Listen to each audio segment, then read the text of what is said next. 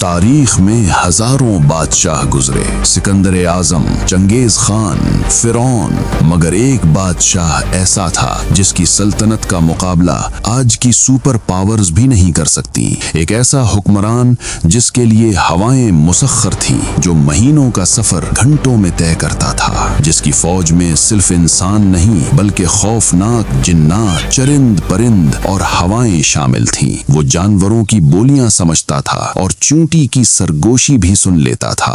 یہ کہانی ہے حضرت داؤد کے بیٹے حضرت سلیمان علیہ السلام کی۔ انہوں نے اللہ سے ایک ایسی دعا مانگی تھی، اے رب مجھے ایسی بادشاہت دے جو میرے بعد کسی اور کو نہ ملے، اور اللہ نے یہ دعا قبول کی۔ انہیں وہ ٹیکنالوجی اور طاقت دی گئی جو آج تک انسان دوبارہ حاصل نہیں کر سکا۔ پگھلے ہوئے تانبے کے چشمے، شیشے کے محل اور جنات کی تعمیرات۔ لیکن اس عظیم بادشاہ کا انتقال کیسے ہوا؟ ایک ایسی موت جس نے جنات کو بھی حیران کر دیا۔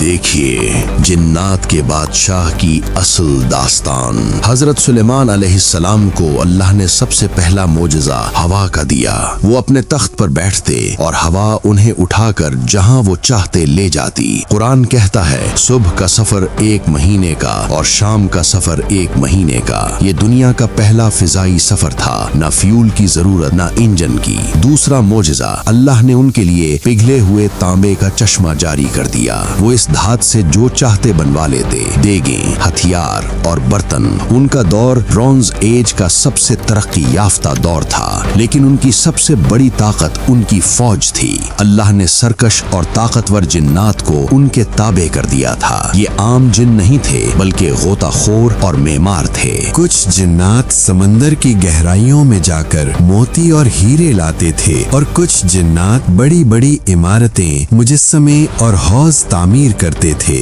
یہ جنات سلیمان علیہ السلام سے اتنا ڈرتے تھے کہ اگر ذرا سی نافرمانی کرتے تو انہیں آگ کے کوڑوں سے سزا دی جاتی۔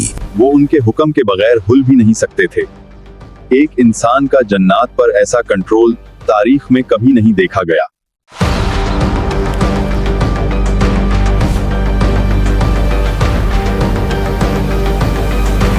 ایک دن حضرت سلیمان علیہ السلام اپنے لشکر کے ساتھ گزر رہے تھے۔ ان کے لشکر میں انسان، جنات اور پرندے سب ایک ترتیب سے چل رہے تھے۔ راستے میں وادی نمل آئی۔ ایک ننھی چیونٹی نے لشکر کو دیکھا اور اپنی قوم کو پکارا، اے چیونٹیوں، اپنے بلوں میں گھس جاؤ۔ حضرت سلیمان علیہ السلام نے 3 میل دور سے اس چیونٹی کی آواز سن لی۔ وہ مسکرائے اور اللہ کا شکر ادا کیا کہ انہیں یہ سمجھ بوجھ دی گئی۔ انہوں نے اپنا پورا لشکر روک دیا تاکہ ننھی چونٹیاں اپنے گھروں میں محفوظ ہو جائیں۔ یہ ایک بادشاہ کا رحم تھا جو اتنی بڑی طاقت رکھنے کے باوجود ایک کیڑے کی جان کی بھی پرواہ کرتا تھا۔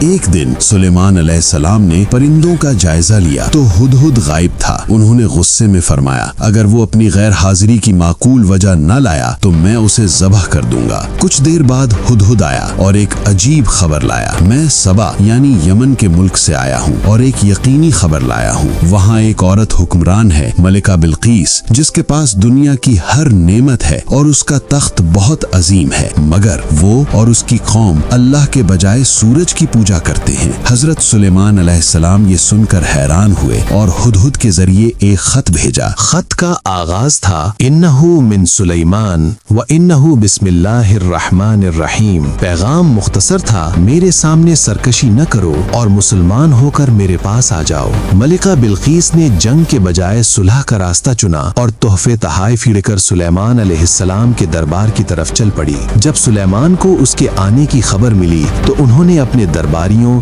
جنات اور انسانوں کو چیلنج دیا، تم میں سے کون ہے جو ملکہ کے پہنچنے سے پہلے اس کا شاہی تخت میرے پاس لے آئے؟ ایک دیو ہیکل جن افریت نے کہا، میں آپ کے دربار برخاست ہونے سے پہلے وہ تخت لے آؤں گا۔ سلیمان نے خاموشی اختیار کی۔ پھر ایک علم والے شخص نے کہا، میں پلک جھپکنے سے پہلے وہ تخت حاضر کر دوں گا۔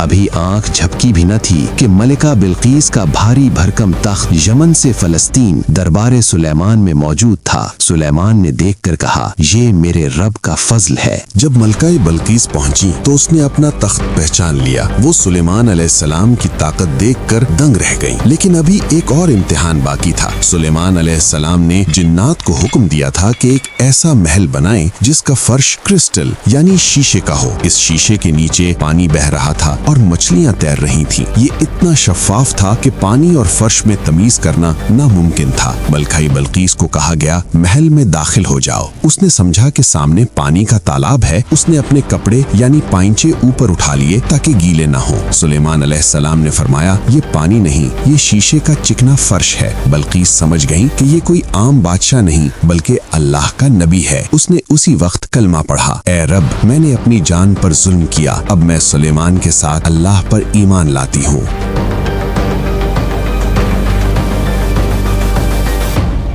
वक्त गुजरता गया। हजरत सुलेमान अलैहिस्सलाम ने बैतुल मुकद्दस यानी हैकले सुलेमानी की तामीर का हुक्म दिया। जिन्नात बड़े बड़े पत्थर और सुतून लगा रहे थे। ये काम बहुत सख्त था और वो जान छुड़ाना चाहते थे। फिर अल्लाह का हुक्म आ गया। मौत का फरिश्ता सुलेमान की रूह कब्ज करने आ गया। हजरत सुलेमान अलैहिस्सलाम अपनी लाठी के सहारे खड़े इबादत कर रहे थे या निगरानी कर रहे थे। इसी हालत में उनकी रूह कब्ज कर ली गई, मगर उनका जिस्म मुबारक लाठी के सहारे खड़ा रहा। जिन्नात समझते रहे कि बादशाह जिंदा है और उन्हें देख रहा है। वो डर के मारे लगातार काम करते रहे। ये सिलसिला कई महीनों तक चलता रहा। जिन्नात गैब नहीं जानते, वरना वो अजाब में न रहते। फिर अल्लाह ने एक छोटी सी मखलूक दीमक को भेजा। दीमक ने आहिस्ता आहिस्ता लाठी को नीचे से खाना शुरू किया।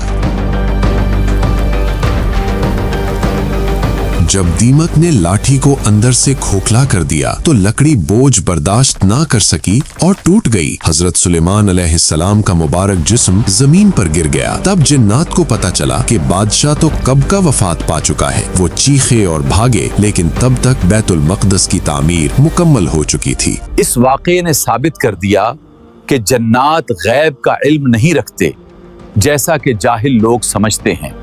आज भी यरूशलेम में उनकी तामीरात की बुनियादें मौजूद हैं। हजरत सुलेमान अलैहिस्सलाम की बादशाहत जैसी बादशाहत न पहले किसी को मिली न बाद में। वो अल्लाह के शुक्रगुजार बंदे थे जो ताकत के बावजूद आजिज रहे। अगर आपको ये वीडियो पसंद आई तो वीडियो को लाइक और शेयर करें।